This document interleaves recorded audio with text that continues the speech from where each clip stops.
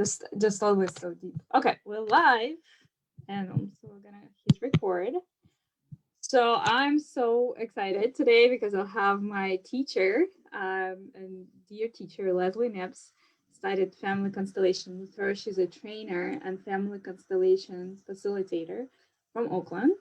She used to have her circle in Berkeley, but now it's all online lately, right? Right. Yeah. And I wanted to bring her in today. So we've been doing this relationship conversations, and I usually have a fellow therapist to talk to me about like therapeutic approach. But another one of my passions is really family constellation, and it's a tool that allows to go deeper. And so family Leslie Nips is family constellation facilitator and trainer, and I would that's the purpose of this conversation, to explore how we can use family constellation tool in relationship struggles, like when a husband, wife, boyfriend, girlfriend, partner relationship struggles. So Leslie, some of our listeners or whoever is going to watch this might not even know about family constellation. So it's not a super popular tool yet. So let's just describe briefly what it is and what happens in a family constellation session.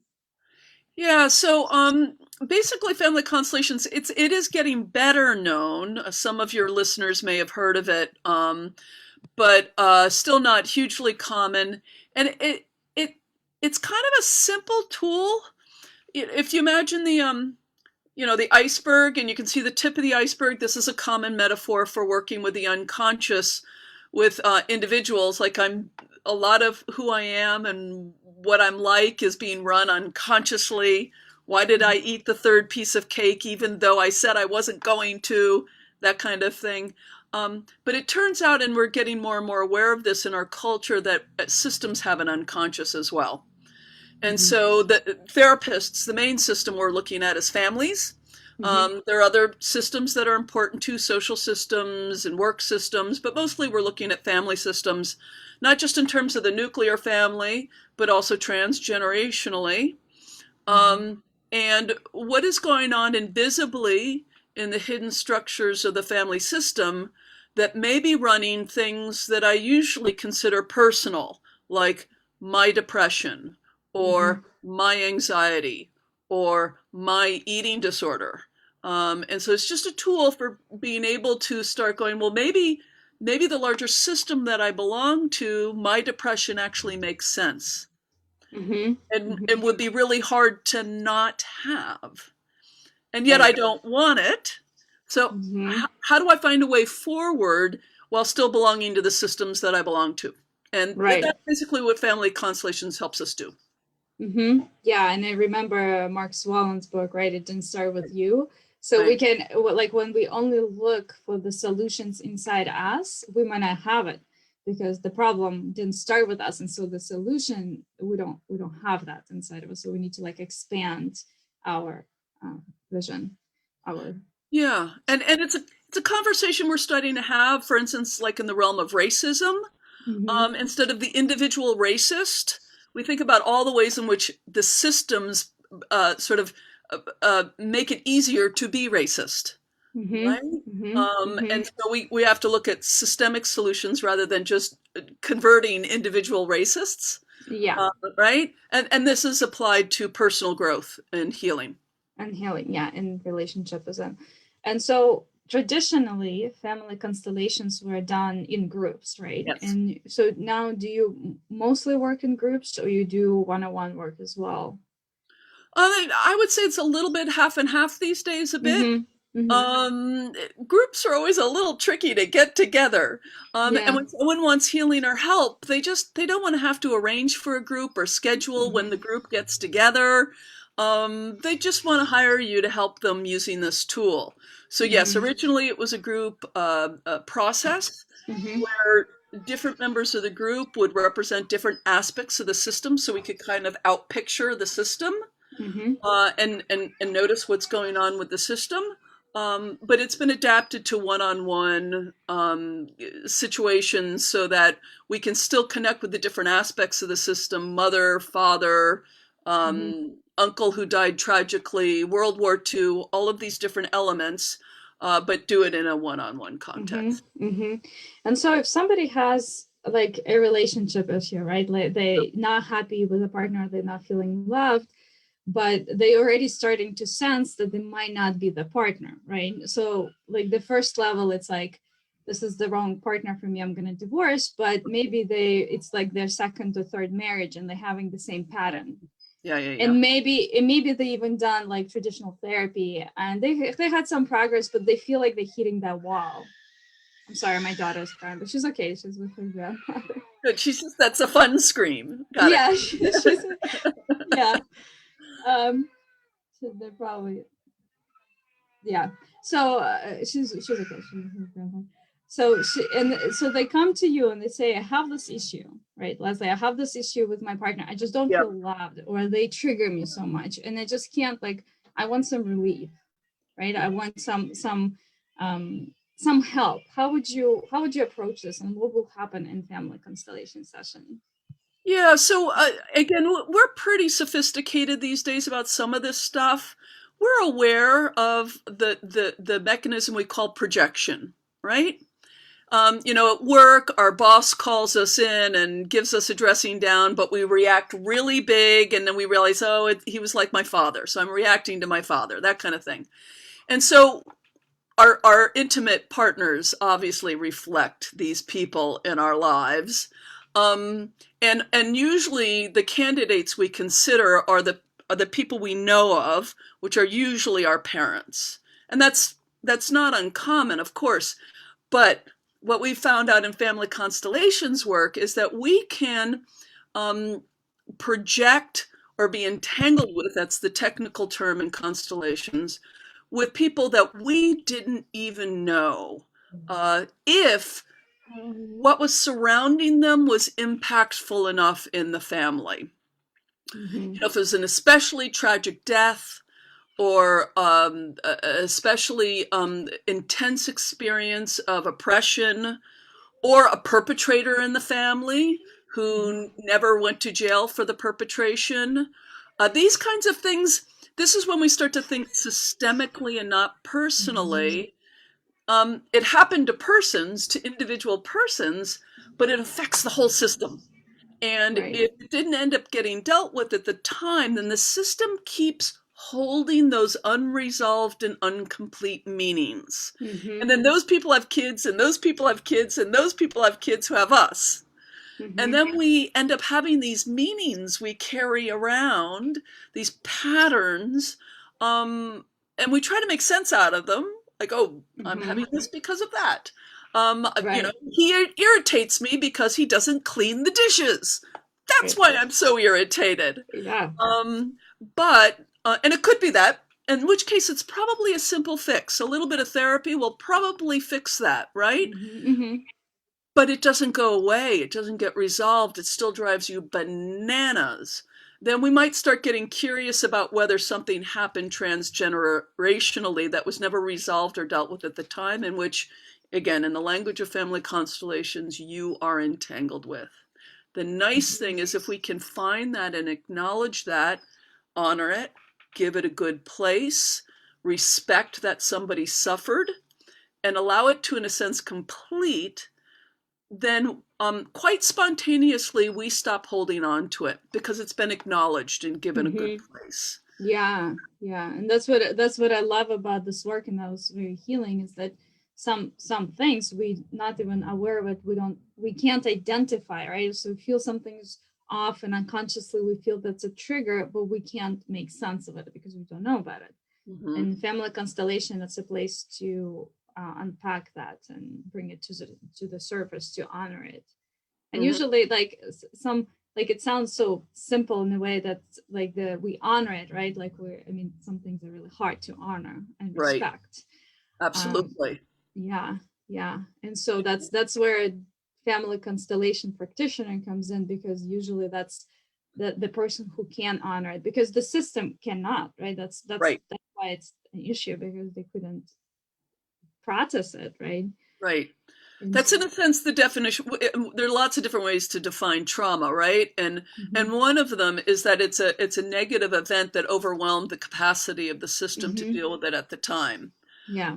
which happens with especially tragic deaths or perpetrations like murder, the three babies who died in a row of cholera, the loved one who went off to war and never came back, or Mm-hmm. national level traumas like Holocaust, slavery, Cherokee Walk of Tears. We can't expect systems to integrate and deal with those at the time. They're Mm-hmm. busy surviving and they get 5 stars for surviving, right? Yeah. But now we are a few generations down. We are not in that danger or not in that situation.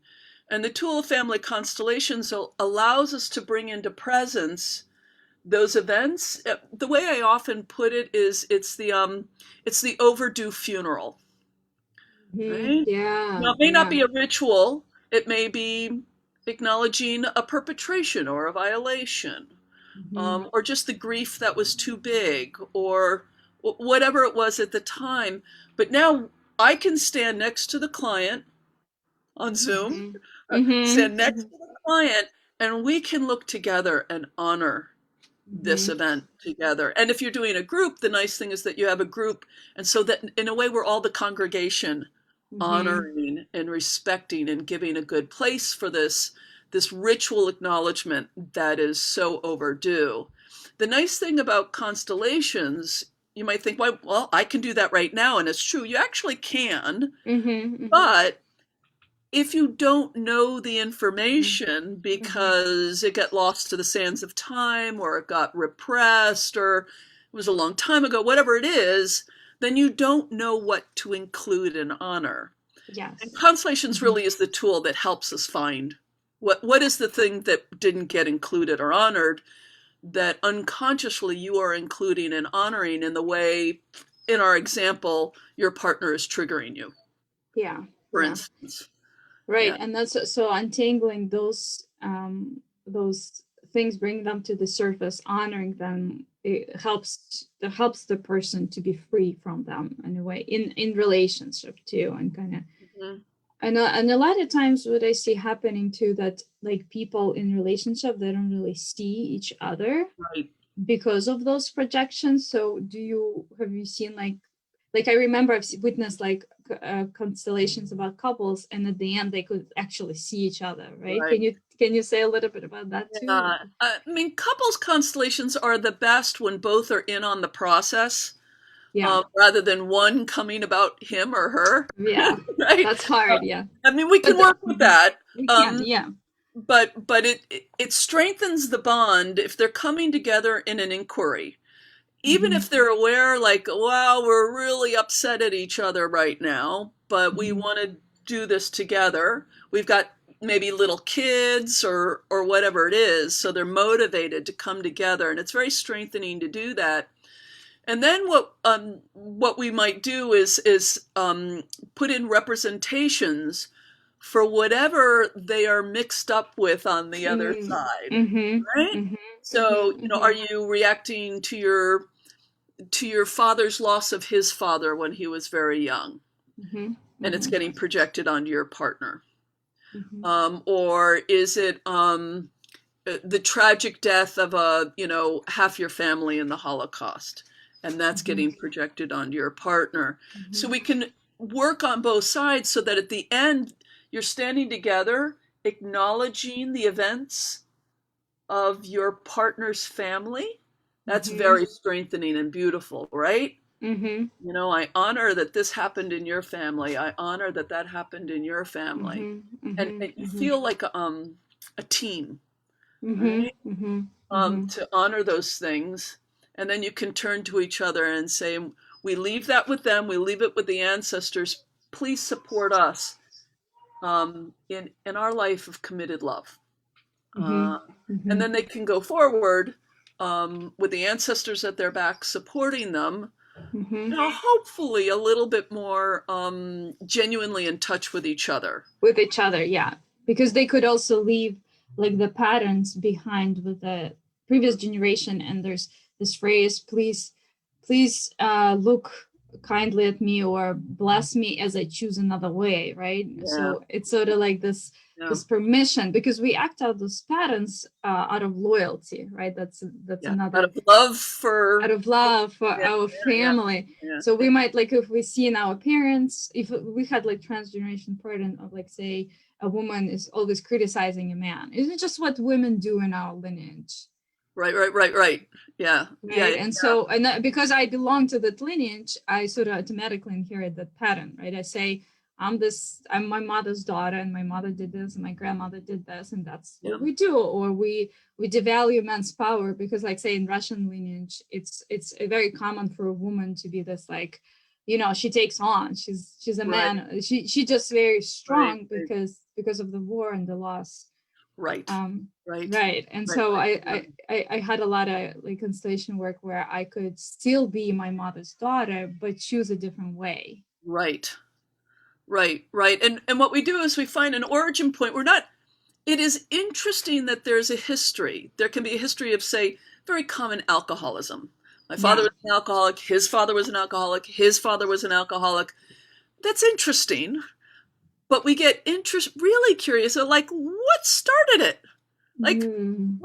what set this off, that we have men who are in such pain that they need to medicate themselves this way, Mm-hmm. right? Mm-hmm. And We also, there's no judgment, right? There's no no judgment that, like, judgment. right, that it's Yeah, like no bad. judgment. Mm-hmm. Yeah. Right. Even though the child was probably, like, that was traumatizing to be Mm-hmm. brought up by an alcoholic father, which, we acknowledge and honor. We don't dismiss that or say it didn't matter. It Mm-hmm. certainly mattered.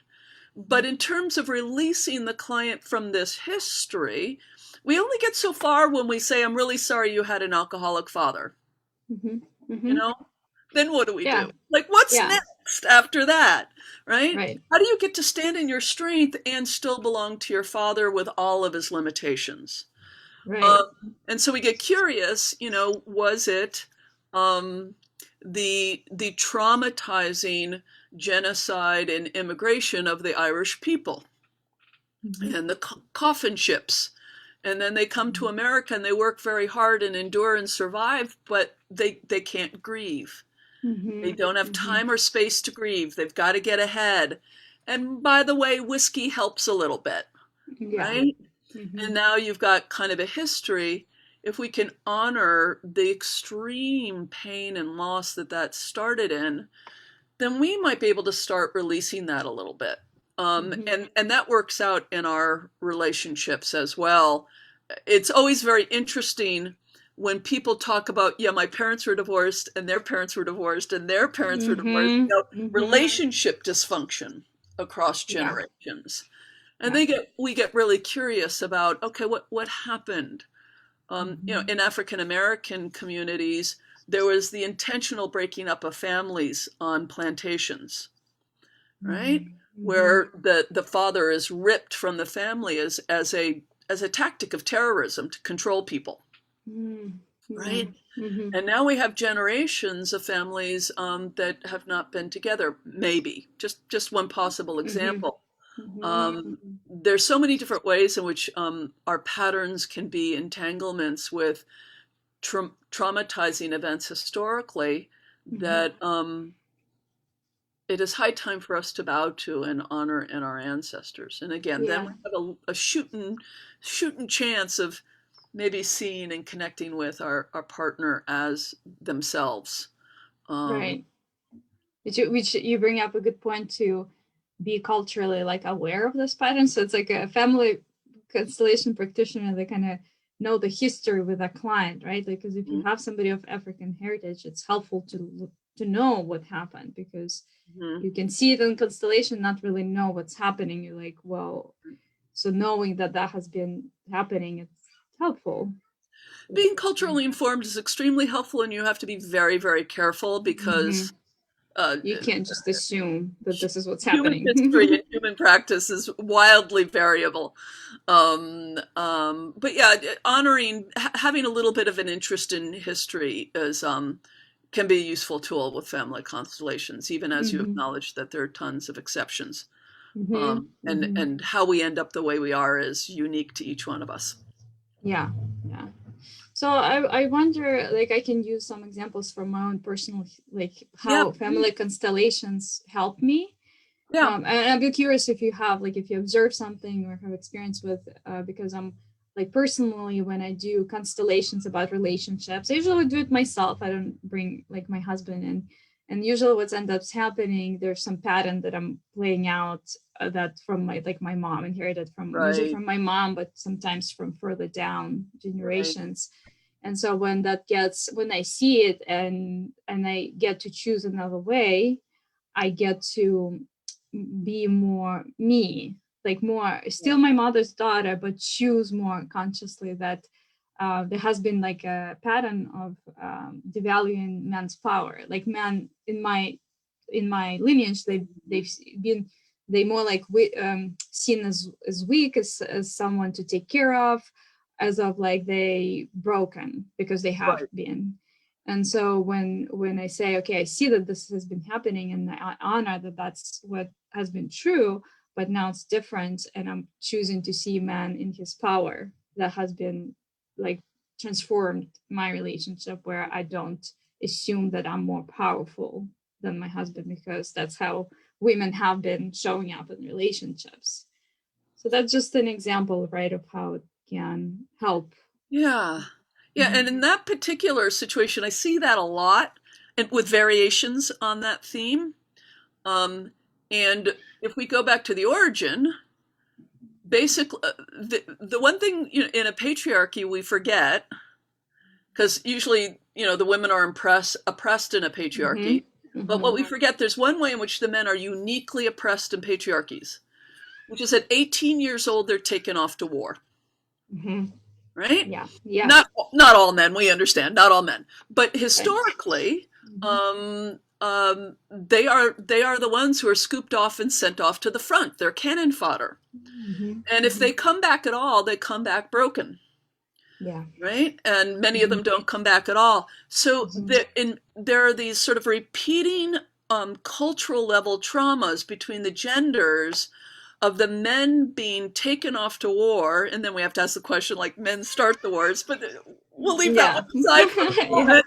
Right. Nonetheless, the men are taken off to war, or they're all slaughtered. If we go back to the Genghis Khan kind of period, the tribe coming in and killing all the men, right?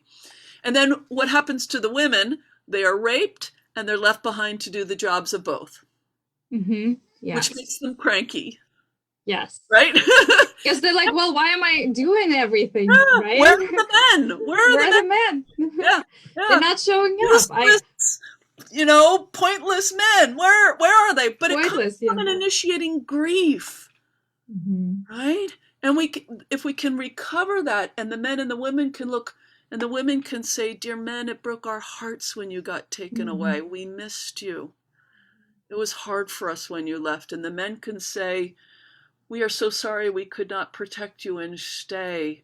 Mhm. We did not have the power." And then there's a reconciliation that you and I can look and honor, because we don't face those issues today. Yeah. Your husband is not going to be taken off to Mm-mm. war, given Mm. there are places in the world where that's still true, Yep. not probably not where you live right now. Right. And and if your husband doesn't participate with you, you can still feel him next to you, honoring the people who preceded you, and who were so. We underestimate the impacts of war over the centuries. War is Mhm. behind probably 50% of Yeah. our of transgenerational suffering, Yeah. or Especially. variations Mhm. on war. Yeah, especially if like myself, I'm Right. third, like I'm the third. So my grandparents were still fighting World War II. So Yes. it's like, yeah, like a lot of constellations are around that Yeah. trauma, and Absolutely. a lot Yeah. of relationship struggles are from that, from how our grandfathers came back broken and didn't Right. have resources to have trauma work to heal, Exactly. that wasn't available. So it's still, we doing this work now, basically, Right. And we can look hopefully. and honor And that. Yeah. yeah, yeah, because yeah, that's what was coming up in that constellation, that I didn't honor that. I saw them like, oh, you drink because you're weak. Right. Unconsciously, I wasn't conscious of that, but that's sort of like Right. women were like, why are you laying on the couch drinking? I'm working 2 jobs and taking care of children and doing all that. And you are, and there's a lot of like blame that happens. Right. But men just feel even worse. They have Right. guilt. They, so there's, it's very loaded. It gets very Yeah, loaded. and we'll acknowledge in other cultures that it works other ways. I mean, I'm sure you have, and I've had plenty of couples where the woman is the one who can't do anything right and is the one who is, kind of pushed around by the male. And then, of Mm-hmm. course, in gay relationships, the the gender characteristics show up quite differently. Yeah. But these Yeah. patterns still show up.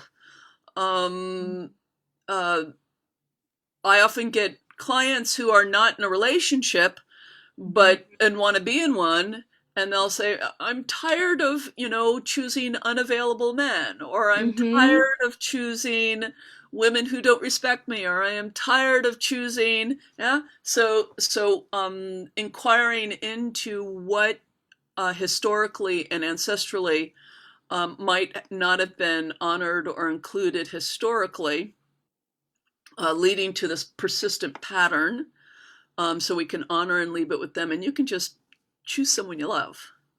Yeah. Just Yeah. choose So someone that's you love. that's another area, right, where it can be helpful, where you see patterns of choosing the partner who just not available, or like having extra, like choosing somebody who's married, right, can be Right. part of that, like, or somebody who long distance, like, and having this relationship unconsciously too. But that's Hmm. another area of And it's really hard to move out of it because if you've been really hurt by somebody in a relationship, I mean, genuinely, not just in your head, but someone who was cruel to you, the first thing we have to do is be really sympathetic around that experience. mm-hmm, mm-hmm, So moving into an inquiry about the possibility that I chose that person, um, rather than I was just in a sense oppressed by the experience. mm-hmm. That's a lot to ask of somebody. It is. We Some need to people be are not able. Yeah. Some. really tender with that and careful Yeah. with that. Yeah. And when people do get to that place, it tends to take a fair bit of courage. Yeah. And we really need to honor that. Yeah. Because when we've There's. been hurt, Mhm. that needs to be acknowledged. Yeah. Yeah. And there's this shift sometimes that happens when, because the person might be at the stage where they blaming, like they say they've been hurt and my mom is a bad person and I hate her. Yeah, And that's the, therapy we often come in, and it's important for a therapist not to side with that story, right, and not to start blaming the mom. And I think that's like Bert Hellinger said it beautifully, that he holds like client's parents in his heart as right. dearly as the client. Yeah, And I love that. That was new for me for yeah, family constellation approach, where you don't, yeah, when you don't side with the blame with clients, right. but like, you've been hurt, it's true, and your parents did the best they could, that kind of. Yeah, and that may be the 10th session, right? Yeah, Because exactly. often what people need in the beginning is just mirroring, just Yeah, acknowledging, especially yeah, if they didn't get much mirroring in childhood, their reality was not well mirrored. Part of the injury was not being seen well. Yeah, it happened like that. yeah, I yeah. believe you. Yeah. So Um, do you find that sometimes you need to do a couple like oh God, individual yes. sessions to do, okay. Yeah. So you, Oh yeah. yeah. Yeah. Oh yeah, you need to. I mean, you saw me in a training where I am expecting people to have a certain amount of capacity to do that. Yeah. But people are just coming to me for initial healing. And Um, they, maybe they haven't had any therapy or any healing work, yeah, right? yeah. So Yeah. you need to really start from a place of, and even the constellation work might be in the place of just acknowledging and giving a place for all that was not seen and understood and appreciated about your personal experience. Simply, Mm-hmm. like, that's the excluded part.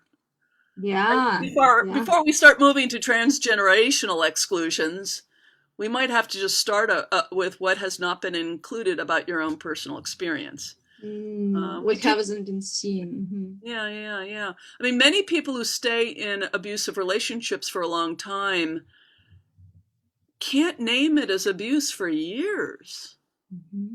right? Until they go, I think maybe what happened wasn't cool. You think? Yeah. Yeah. It's kind of doesn't feel right. Right? Right? So Yeah. we take people where they are. Yeah. And that's kind of and maybe we can start wrapping up Right? about Yeah. but that it's a process, right? We can't expect like family constellation is not a magic wand that fixes No, everything. no. And it's a process, it's a long-term work, it's a process over a couple of years, and it's okay. It's and the family constellation offers a different tool for looking at it versus like therapy. I personally like to combine the two, like Mhm. and you know, like do preparation work, then hitting Yeah. the wall, and then constellation, and then integration, and that works beautifully for me. Yeah, I use both. Lots of therapists do that. And I think Yeah. it's a good piece in a larger toolkit. Mm-hmm. Mm-hmm. So and if you are interested in getting your constellation, Leslie is a will be a great fit. She's I've seen her work; it's amazing. I love seeing your work, Leslie. There's such an honor of the process and of the this work. Basically, it seems like it's a very dear to your heart. I know it is, It is. right? It is. Yeah, and she does like there's a West Coast constellation Intensive where you can intensive. So meet with other you do facilitators. okay. So you do you do other events. So I'll just include your website in case you want to check you out, check out your work. Thank you. Yeah, and thank you so much for talking with me. This been I just loved our conversation. And if everybody's watching and have any questions, so you can ask me. And we'll get you started in family constellation world. Yeah. Right. Any final words? Anything you want to? I just want to acknowledge you, Iryna. I love your work. I love what you're up to. I love the marriage of different modalities that you're up to and the heart that you bring to the work that you do. Oh, thank you. And Iryna is actually a fine family constellations practitioner in her own right. Yeah, And that's true. That's true. We used to do groups. Yeah, I miss it. I miss it. That's why I'm so excited to talk to you because I haven't done this work in a bit, and I'm like, this is so great. Just talking about it makes me want to do more of it. So. And the nice thing for people to know is that I do offer online groups that are very easy to like put. You don't like, this seems really big and scary. You can put your toe in the water, just visit a group, observe. It's just $10 to come. It's not like you have to dive in 100%. So if you're curious, there's some nice small, easy ways to get exposed to the work. Yeah. Do you have a something coming up soon? I do online gatherings for the public every month. So if you go to my website, conviviumconstellations.com, and go to the events page, you will see that information there. Perfect. Yeah. Perfect. Okay. And I'm sure we'll be in touch, Leslie. Yeah. We have more to talk about, I can tell. Yeah, there's so much more. Thank you so much. Thank you. Bye, everyone.